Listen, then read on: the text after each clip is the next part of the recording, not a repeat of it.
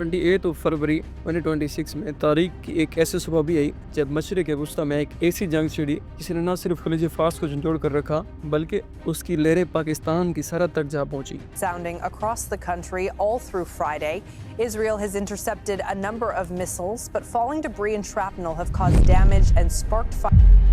आज जंग को छिड़े हुए कई दिन गुजर चुके हैं, लेकिन सूरत हाल ये है कि अमेरिका, इसराइल ईरान पर मुसलसल बमबारी करते दिखाई दे रहे हैं। लेकिन ईरान ने क्या किया? ईरान ने स्टेट ऑफ हॉर्मुज़ को बंद कर दिया। तेल की कीमतें जो हैं वो $100 फी बैरल के पार हैं। पाकिस्तान एक ऐसी मुश्किल तरीन फैसले की दहलीज पर खड़ा है कि आइए समझते हैं कि असल राज है क्या और इस कहानी का असल मकसद क्या है।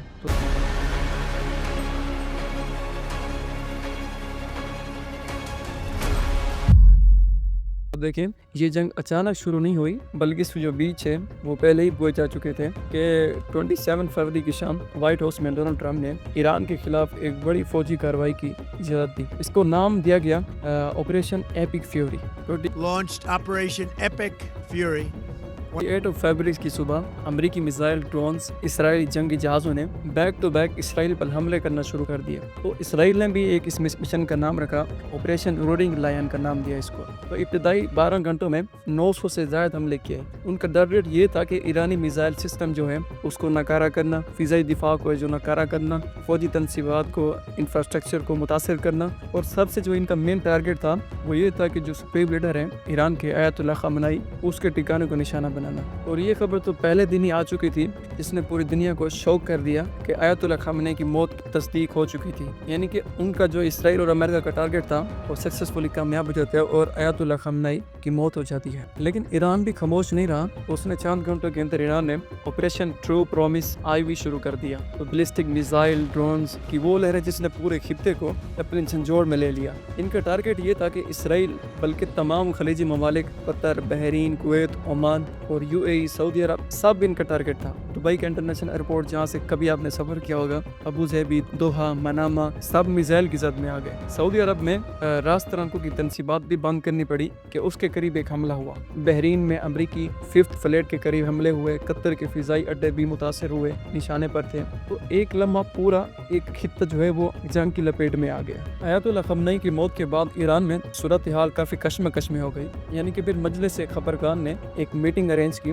उसके अंदर आयतुल्ला ख़ामेनी के जो साहबजादे यानी कि बेटे हैं, शहजादा मुज्तबा ख़ामेनी को नया लीडर बनाया गया। इस जंग के अंदर जो सबसे बड़ा मसला पेश आया वो ये कि जनूबी ईरान के इलाके मनाब में एक स्कूल के करीब ज़ोरदार हमला हुआ। यानी रिपोर्ट के मुताबिक अब तक 168 बच्चे शहीद हो चुके हैं। अमेरिका ने भी अपने 7 फौजी हलाकत की तस्दीक की और जबकि ज़ख्मी 140 के करीब है। लेकिन बच्चों की कीमत कौन अदा करेगा, सवाल ये है। अब असल बात करते हैं कि स्टेट ऑफ हॉर्मुज़ की, यानी कि अबनाए हॉर्मुज़ की, जो दुनिया का 20 से 25% जो तेल है वो यहीं से रवाना होता है स्टेट ऑफ हॉर्मुज़ से, जहाँ से सऊदी अरब भी ट्रेड करता है। Iran, Iraq, Kuwait, UAE, Qatar, तेल इसी रस्ते से जापान, भारत, चीन और यूरोप पर ले जाता है। तो देखें, ये स्टेट ऑफ हॉर्मुज़ जो है इलाका, ये जो एक खित्ता है, ये है तो छोटा सा, लेकिन ये दुनिया का 20% जो ऑयल है वो कंट्रोल करता है। अगर ये क्लोज हो गया तो जो दुनिया की इकोनॉमी है वो मुंह के बल आके रहेगी। ये रास्ता तो बहुत तंग है लेकिन दुनिया के लिए काफ़ी हसीयत रखता है। इस रास्ते की काफ़ी हसीयत है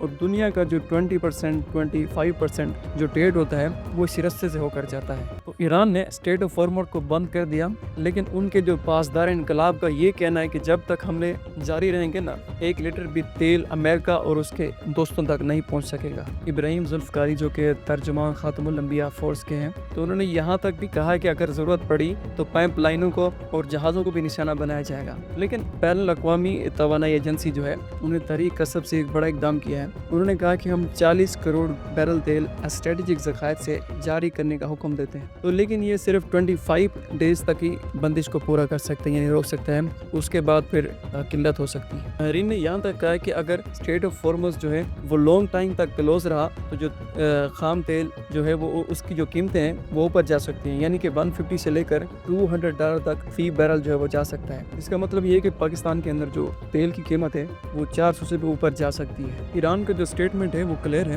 کہ یا حملے بند ہو یا دنیا کو تیل کی آگ میں جلنے کے لیے تیار رہنا چاہیے۔ تو آج یہ جملہ حقیقت بن چکا ہے کہ تیل کی قیمتوں کا انحصار علاقائی سلامتی پر ہے۔ تو آئیے سمجھتے ہیں کہ اس سٹوری کے اندر پاکستان کا کیا موقف ہے۔ تو سرکاری طور پہ پاکستان نے اسرائیلی حملوں کی خوب مذمت کی ہے، وہ اقوام متحدہ کے اندر بھی۔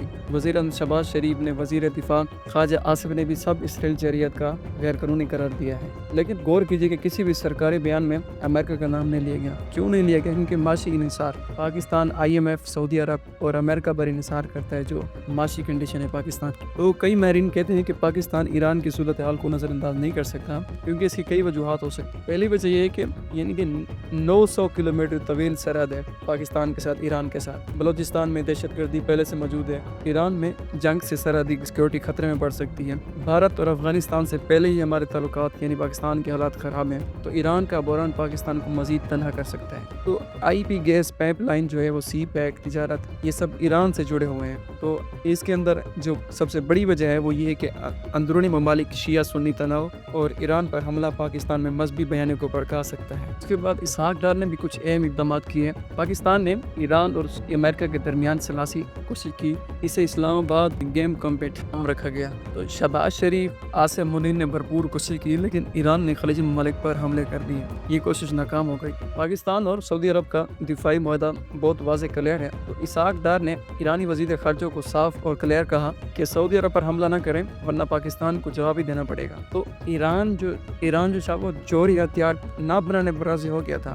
عمان میں مذاکرات مثبت سمت سے جاری تھے، لیکن سڈنلی حملہ ہو گیا۔ پاکستان نے کیا ایران اور سعودی عرب کے درمیان شٹل کمیونیکیشن، جس کا مطلب یہ ہے کہ پاکستان، ایران اور سعودی عرب کے درمیان الجزیرہ نے ایک واضح کلیئر کہا کہ پڑوسی ممالک یعنی کہ جو خلیجی ممالک ہیں، ایران نے حملہ کر کے پاکستان کو مشکل سے دوچار کیا ہے۔ اس وقت جو ہے پاکستان وہ دو آگ کے درمیان جل رہا ہے۔ ایک طرف ہے سعودی عرب جس سے ہم نے دفاعی معاہدہ کیا، اور دوسری طرف ہے ایران جس سے ہماری قربت بہت زیادہ ہے، سرحدی بارڈر ہے۔ اگر پاکستان سعودی عرب کے ساتھ جو معاہدہ کیا ہے اس پر پورا نہیں اترتا تو پاکستان کو یہ خسارہ اٹھانا پڑے گا۔ 25 لاکھ پاکستانی مزدور جو اس وقت سعودی عرب کے اندر امپلائی یعنی کام کر رہے ہیں، $2.7 ارب ماہانہ جو کماتے ہیں، اس کا نقصان ہو سکتا ہے۔ سعودی عرب امداد بند کر سکتا ہے، دفاعی تعاون ختم ہو سکتا ہے، اور سفارتی تنازعات تو بھی وہ بھی ختم ہو سکتی ہیں۔ پھر یہی وجہ ہے کہ پاکستان نے سعودی عرب سے بہت اہم درخواستیں کی، ان میں سے میں چند آپ کو بتا دیتا ہوں جو خاص ہیں۔ کہ پہلی درخواست یہ ہے کہ $5 ارب کے ذخائر کو طویل مدتی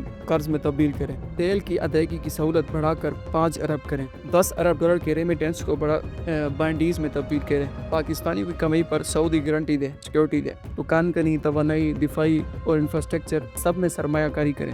دیکھیں، ایک طرف ہے سعودی عرب، دوسری طرف ہے ہمارا سعودی عرب کے ساتھ معاہدہ، 25 لاکھ مزدور اور $8 کی امداد، دوسری طرف ہے ایران، پڑوسی ممالک، سرحد، پائپ لائن اور مذہبی قربت۔ General Asif Munir field marshal نے یہ بھی کہا ہے کہ اگر پاکستان ڈوبے گا تو آدھی دنیا کو ساتھ لے ڈوبے گا۔ تو اس کے بعد وزیر دفاع خواجہ آصف نے کہا کہ ایران پر مسلط جنگ کا جو ایجنڈا ہے وہ اسرائیلی اثر و رسوخ کو پاکستان کی سرحد تک لانا ہے۔ اور ٹرمپ کا دعویٰ یہ بھی ہے کہ ایران میں ہدف باقی نہیں رہا، مگر 11 مارچ کو حملے ابھی بھی امریکی حملے کر رہے ہیں، یعنی ایران نے مسلسل حملے کی پالیسی اپنانی ہے۔ یعنی اگر ایران، اسرائیل اور امریکہ حملہ نہیں کرے گا تو ایران سب سے پہل کرے گا۔